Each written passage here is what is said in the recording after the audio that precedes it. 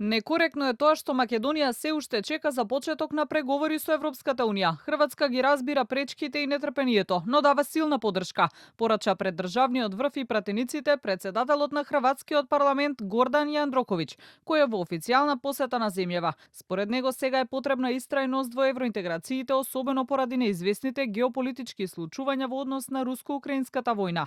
Јандроковиќ изјави дека не може да се зборува за мир во Украина без учество на украинците во преговорите. Овие денови и над ЕУ и над НАТО се надвиснуваат сиви облаци, можеби од почетокот на нивното основање. Ова е најголемата пресвртница за двете организации.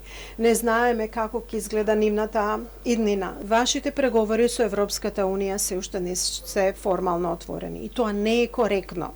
Република Хрватска високо ги цени сите ваши достигнувања и мисли дека заслуживте многу поголем напредок за да и ќе ве поддржи на вашиот пат кон Европската Унија. Пред обраќањето на собраниската седница, Јандроковиќ имаше тет-а-тет средба со собранискиот спикер Африм Гаши, на која разговарале за европскиот пат, продлабочување на меѓупарламентарната соработка, како и односите меѓу двете земји во економијата и туризмот. Силно верувам дека Хрватска е примерот кој можеме да научиме како да ги спроведеме реформите и интегративниот процес во Европската Унија.